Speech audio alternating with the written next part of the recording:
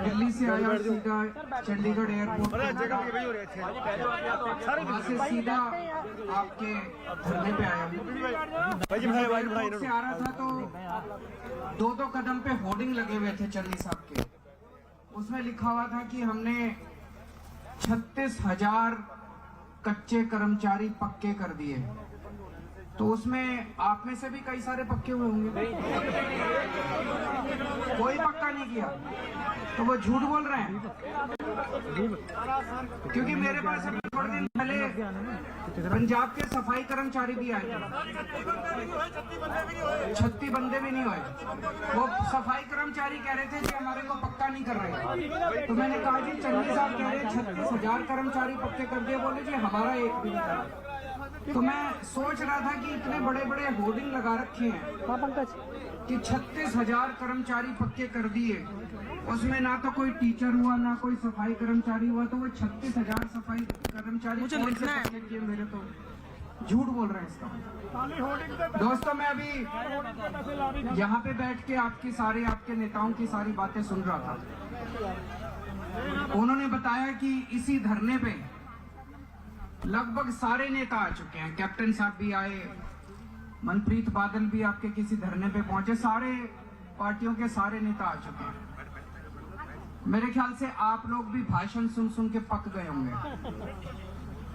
जिंदगी आपकी भाषण सुन सुन के बीत गई, जिंदगी आपकी वादे सुन सुन के बीत गई। मैं ये सोच रहा था कि यहाँ बैठे हुए ये लोग सोच रहे होंगे कि ये भी एक आ गया, ये भी अब भाषण देने आ गया, ये भी अब वादे करके चला जाएगा।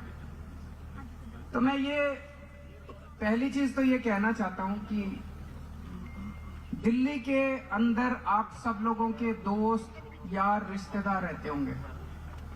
आपने सुना होगा कि दिल्ली के अंदर शिक्षा व्यवस्था कितनी अच्छी हो गई। सुना है कि नहीं सुना है? मानते हो अच्छी हो गई? दिल्ली के अंदर जो स्कूल इतने अच्छे हो गए, दिल्ली के अंदर सरकारी स्कूल जो इतने अच्छे हो गए, वो केजरीवाल ने नहीं करे, वो मनीष सिसोदिया ने नहीं करे, वो हमारे टीचर्स ने करे हैं वहां पे। ये मैं आपको खुश करने के लिए नहीं कह रहा। दिल्ली के इतने स्कूलों में 16 लाख बच्चे पढ़ते हैं हमारे दिल्ली के सरकारी स्कूलों में। पंजाब के सरकारी स्कूलों में 24 लाख बच्चे पढ़ते हैं। इन 16 लाख बच्चों का भविष्य पहले, हमारी सरकार बनने के पहले इन 16 लाख बच्चों का भविष्य खतरे में था, अंधकार में था।